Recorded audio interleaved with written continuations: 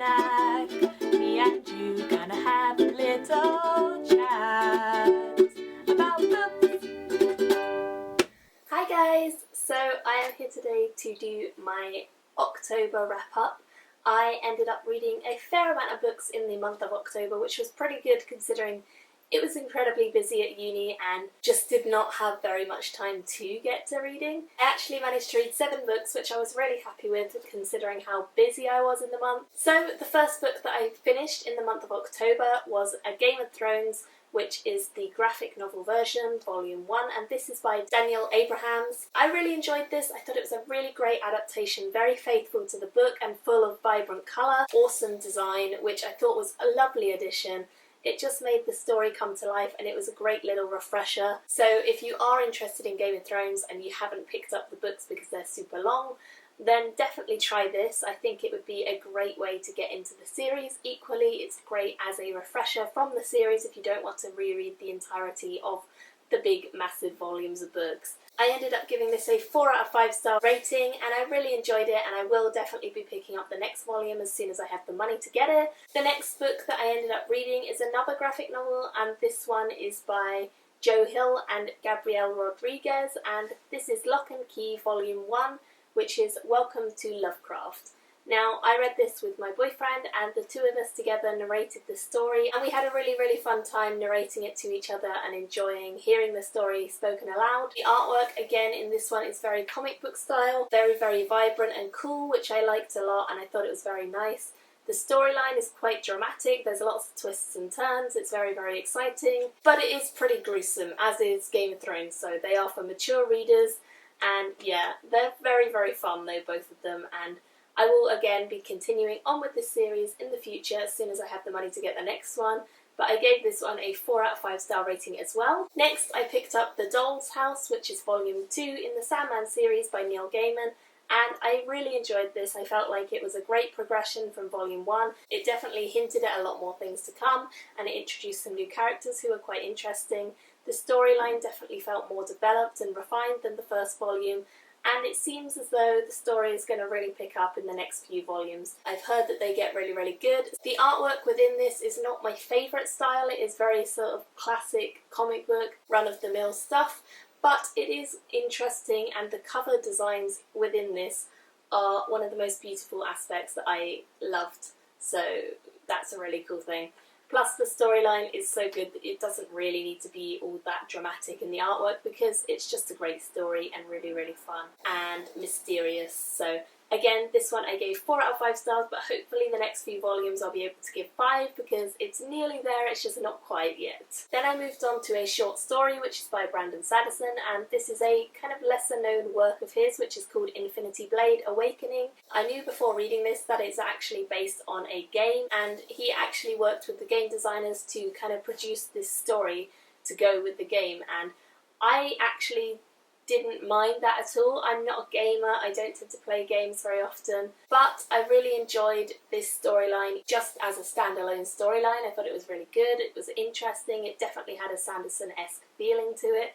So if you've not heard of these by Sanderson, or if you've not read them or picked them up because you're not sure whether it's too like a game, then definitely don't feel that that is a restriction. I have not played the game and I thought that it was wonderful and really enjoyable, and I will definitely be picking up the second one in the series very soon because I'm excited to see what happens with the rest of the story and the characters from that one.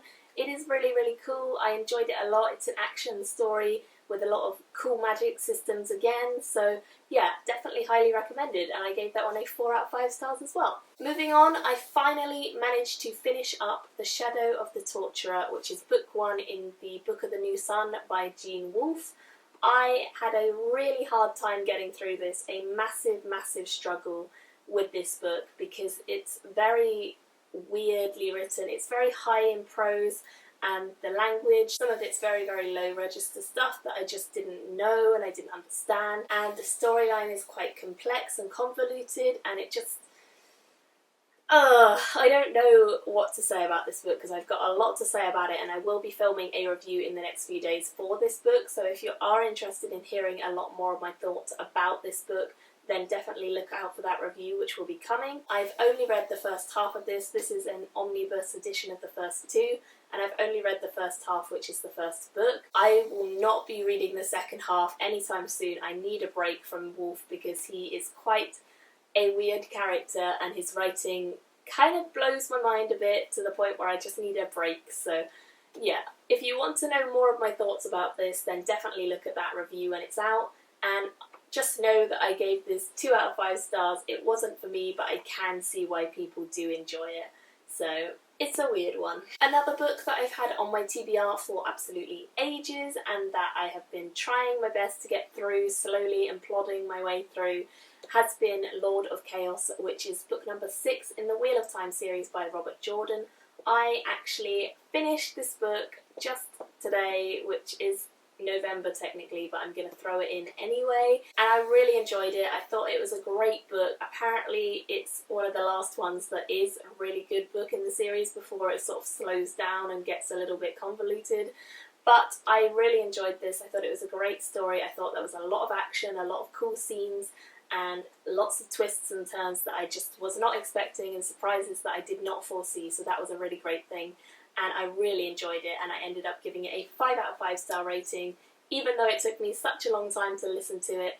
I really loved it. I thought it was a great addition to the series, and I will definitely be continuing on with this series very, very soon, and I'm excited to see where it goes. So yeah, again, this one I will have a review up in the next few days for, along with Infinity Blade Awakening 2. And the final book that I finished again today, so technically in November, but it is going into my October wrap-up because I haven't filmed it until today, and that is Pathfinder, which is by Orson Scott Card. This is the first one in a trilogy or series. Amanda from the Marvellous Reading Room and I were both reading this together, and we have been discussing it across the month and talking about how everything works and all the powers and all the plot line, and it's been a really, really enjoyable experience to do a co-read again. I haven't done one for quite a while before now, and I really enjoyed this. I thought it was great. The storyline was not so fantastic. There are action parts and there are bits which are really interesting and exciting, but there are also really slow parts and some annoying characters, so that kind of counterbalances it, which means that I ended up only giving this a 3.5 star rating out of 5. Not a bad rating, but not a brilliant one either. I would say that if you do like sci-fi, but you're not really sure how to get into sci-fi, then this is more of a children's or YA sci-fi. Definitely kind of talks down a little bit at you, so it's quite easy to understand and follow. Again, I will be reviewing this in the next few days, so if you want to know more of my thoughts on this, and I have a lot to say because I analysed it so in depth with Amanda, then definitely check out that review when it goes up in the next few days. So those are all of the books that I actually managed to finish in the month of October, and I'm really happy with it.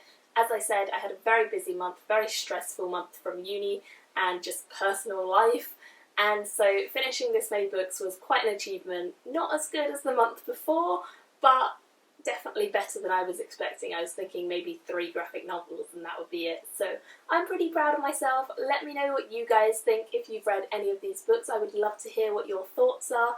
Also, I would love to hear what books you ended up reading in the month of October. If you've done a wrap-up yourself, then link it down below. I'd love to go check it out. And thank you guys for watching, and I will see you all very soon in my next video. Bye! Me and you gonna have a little chat about books.